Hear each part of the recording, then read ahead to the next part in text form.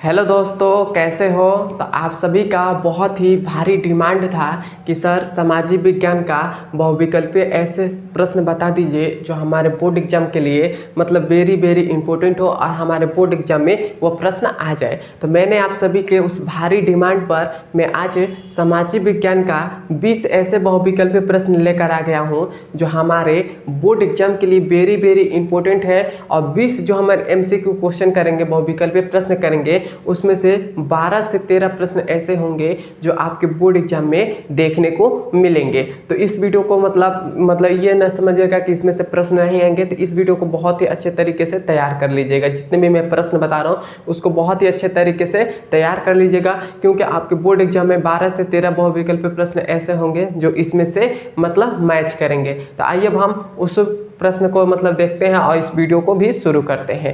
तो इसमें हमने सबसे पहला हमारा है कि क्लास 10th सामाजिक विज्ञान 100% यही आएगा। और ये जो हमारा है ये किस चीज़ के लिए है, तो 2025 बोर्ड एग्जाम के लिए है। और 95% चांस है, कितना 95% चांस है कि इसमें से आपके बोर्ड एग्जाम में मतलब बहुत से प्रश्न होंगे जो आपके बोर्ड एग्जाम में पूछे जाएंगे। तो इसको वीडियो को मतलब ये नहीं सोचिएगा कि इसमें से हमको नहीं आएगा, इसमें से बहुत ही आएगा। तो इसमें देख लीजिए, पहला हमारा मतलब प्रश्न है, कह रहा है कि निम्नलिखित में से एक मिट्टी का प्रकार नहीं है। इसमें से मतलब हमें बताना है कि कौन सा है जो मिट्टी का प्रकार नहीं है, इसमें बताना है। तो पहला हमारा ऑप्शनल है काली, दूसरा है पीली, तीसरा है लेटराइट और चौथा हमारे पास है सीमेंट। तो इसमें से बताना है कि कौन से चारों ऑप्शन में से कौन सी काली मिट्टी का प्रकार मिट्टी का प्रकार नहीं है। तो इसमें से मिट्टी का प्रकार हमारा कौन सा हो जाएगा, काली भी मिट्टी होता है तो ये भी एक मिट्टी का प्रकार होगा, पीली भी मिट्टी होती है तो ये भी मिट्टी का प्रकार होगा, लेटराइट भी एक प्रकार की मिट्टी होती है तो ये भी मिट्टी का प्रकार ही होगा। सीमेंट जो होता है ये मिट्टी का प्रकार नहीं होता है। तो हमारा राइट आंसर सीमेंट हो जाएगा, मतलब राइट आंसर अंगा सही हो जाएगा, क्योंकि सीमेंट जो है ये मिट्टी का प्रकार नहीं है। और इसमें हमें कहा था कि मिट्टी का प्रकार नहीं है, तो ये हमारे पास राइट ऑप्शन चौथा सही हो जाएगा। तो क्लियर है यहाँ तक। तो इसमें मतलब ऐसे प्रश्न पूछ सकता है, तो इस ऐसे मत समझिएगा, क्योंकि मैं जब बोर्ड एग्जाम दे रहा था तो मेरे से एक प्रश्न ऐसे ही गलती हो गया था। उसमें लिखा था कि निम्नलिखित में से मतलब ऐसे मतलब समझ लिए, इसी प्रश्न को समझा रहा, लिखा था कि निम्नलिखित में से एक मिट्टी का प्रकार नहीं है। तो मैंने उस पर क्या टिक मार दिया था कि जो मिट्टी का प्रकार है उसी पर मैंने टिक मार दिया था। मैंने नहीं मतलब ये जो नहीं है इसको मैंने नहीं देखा था। तो आपको कंफ्यूज करने के लिए मतलब प्रश्न ऐसे बनाया जाता है। तो ऐसे मतलब ध्यान से प्रश्न को पढ़िएगा, उसके बाद ही टिक मारिएगा। राइट ऑप्शन हमारा कौन सा हो जाएगा, डी ऑप्शन सही हो जाएगा। अब हम चलते हैं दूसरे वाले पर। तो देखिए दूसरा हमारा ऑप्शन प्रश्न है, कह रहा है कि असहयोग आंदोलन का मुख्य कारण क्या था। इसका मतलब असहयोग आंदोलन जो है इसका मुख्य कारण क्या था, तो इसका मुख्य कारण क्या था, तो इसका मुख्य कारण खिलाफत आंदोलन था। तो इसमें देखिए 4 ऑप्शन दिया है, रोलट एक्ट, प्रथम विश्व युद्ध और तीसरा हमारे पास है चौरी चौरा कांड और हमारे पास चौथा ऑप्शनल है कि खिलाफत आंदोलन। तो हमारे पास राइट आंसर हो जाएगा खिलाफत आंदोलन, क्योंकि असहयोग आंदोलन का मुख्य कारण क्या था, खिलाफत आंदोलन ही था। क्लियर है तक।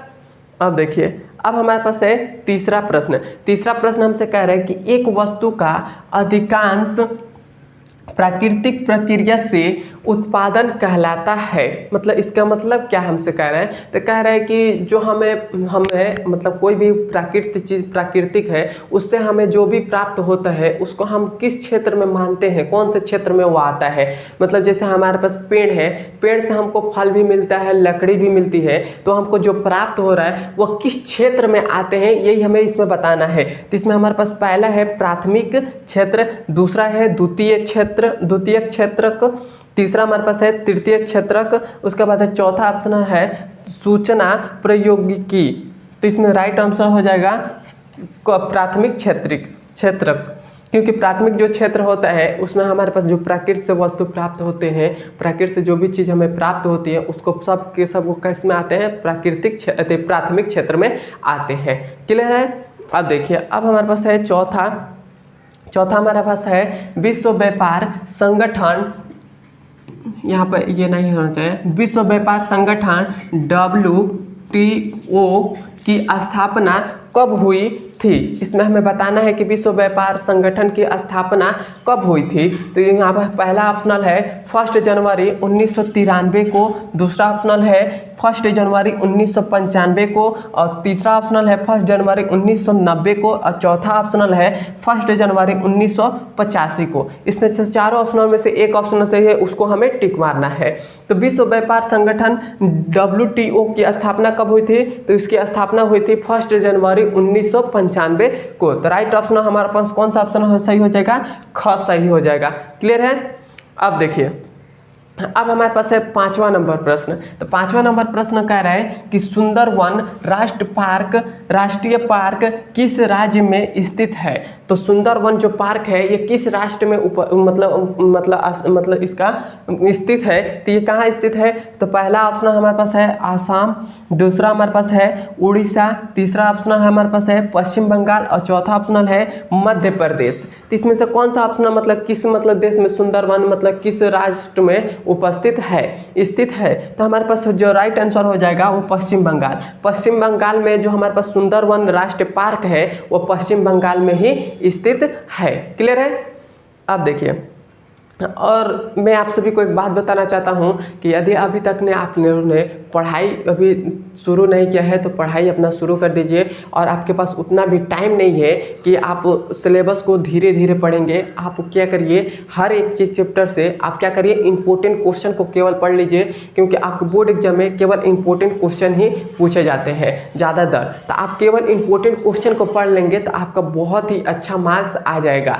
और मैंने आप सभी के लिए एक व्हाट्सएप चैनल बनाया है। यदि आपने व्हाट्सएप चैनल अभी तक ज्वाइन नहीं किया है तो ज्वाइन कर लीजिएगा। व्हाट्सएप चैनल का लिंक इस वीडियो के डिस्क्रिप्शन में है, आप वहां से ज्वाइन कर सकते हैं। तो अब देखिए, अब हमारे पास 6वां नंबर प्रश्न कह रहा है कि मानव विकास सूचकांक के प्रमुख मापदंड क्या है? मतलब मानव विकास के सूचकांक का प्रमुख मापदंड क्या है, यही बताना है।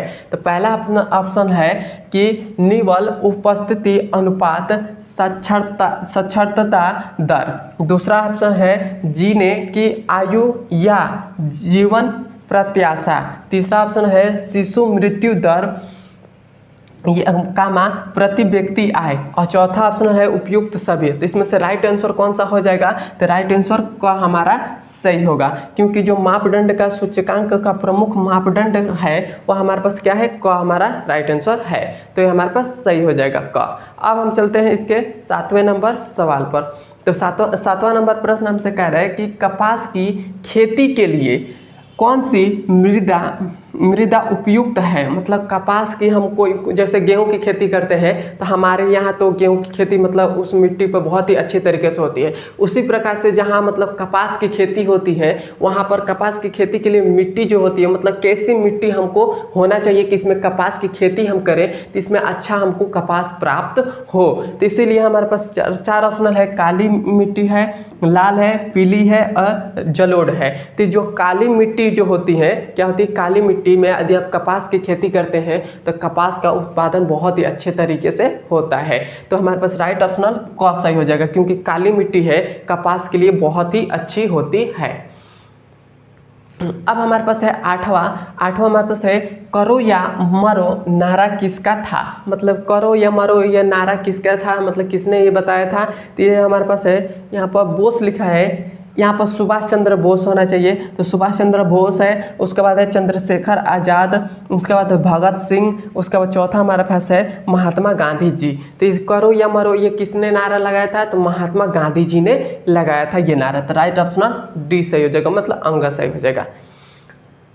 अब देखिए 9वां नंबर हमारे पास प्रश्न है, निम्नलिखित में से किस संगठन ने मानव विकास रिपोर्ट तैयार की? तो मानव विकास रिपोर्ट किसने तैयार किया था? विश्व बैंक, अंतर्राष्ट्रीय मुद्रा कोष, और तीसरा है संयुक्त राष्ट्र संघ, और चौथा हमारे पास है UNDP।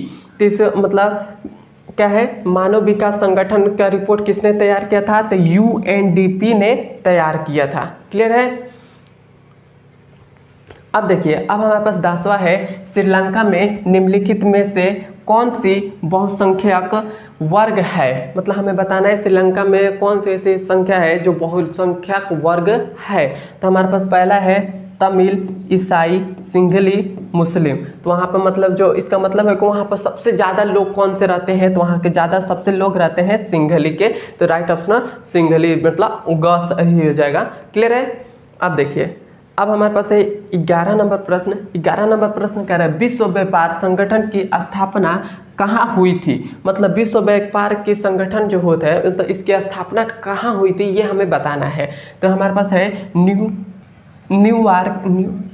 New York, Washington, Geneva, Australia. मतलब इसमें कहाँ हुई थी, तो विश्व व्यापार की संगठन कहाँ हुई थी, तो जेनेवा में हुई थी। क्लियर है यहाँ तक। अब देखिए, अब हमारे पास है 12 नंबर प्रश्न। 12 नंबर प्रश्न कह रहा है कि भारत में उपभोक्ता संरक्षण अधिनियम कब प्रारंभ किया गया। मतलब भारत उपभोक्ता संरक्षण है या मतलब किस वर्ष में इसका स्थापना मतलब ये किया गया था। तो इसका पहला ऑप्शन हमारे पास है 1982, दूसरा ऑप्शनल है 1984, तीसरा ऑप्शनल है 1985 और चौथा ऑप्शनल है 1986। तो राइट आंसर कौन सा हो जाएगा, 1986 में उपभोक्ता संरक्षण मतलब ये लागू हुआ था। 1986 में। क्लियर है।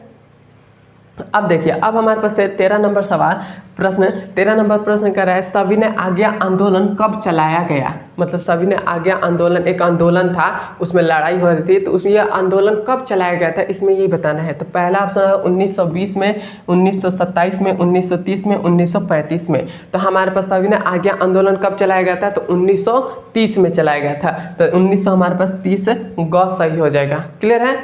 अब देखिए, अब हमारे पास 14वां हमारे पास प्रश्न है, कह रहा है कि वह उद्योगपति जिसने 1920 के दशक में लागत को कम करने का निर्माण किया। मतलब हमें बताना है कि ये उद्योगपति है या 1920 में इसका कम लागत का मतलब क्या होता है, खर्चा। कम खर्चा के लिए किसने इसका मतलब किया था, तो इसका मतलब किया था कि हेनरी फोर्ड्स ने किया था। किसने किया था, हेनरी फोर्ड्स ने किया था। मतलब राइट आंसर हमारे पास डी मतलब तीसरा सही हो जाएगा, अंगा।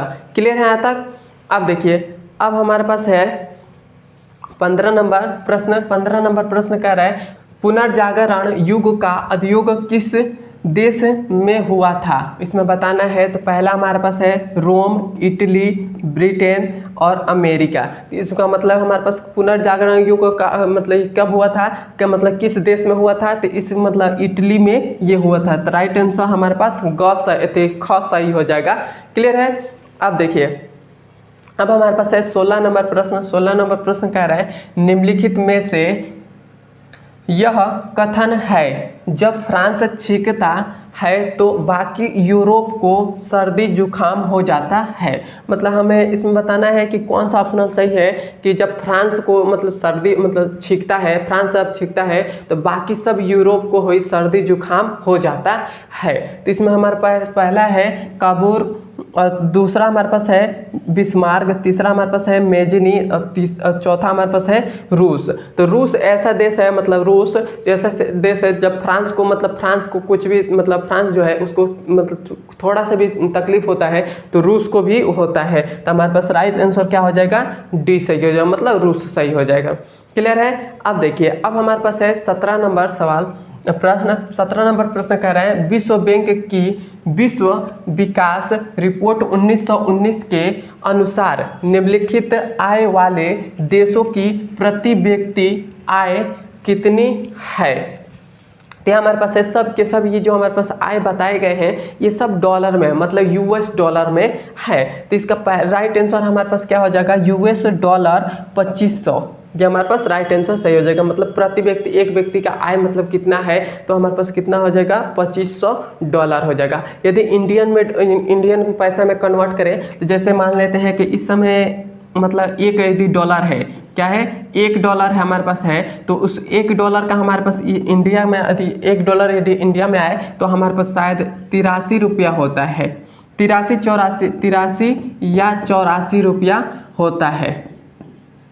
ऐसे ही मतलब $1 यदि यूएस का रहेगा तो इंडिया में आएगा तो 83-84 रुपये हो जाएगा। तो आप समझ लीजिए $2500 है, तो 2500 का 83 या 84 से गुणा करेंगे तो आपको निकल जाएगा, मतलब लाखों में जाएगा इसका, मतलब 2500 का ये।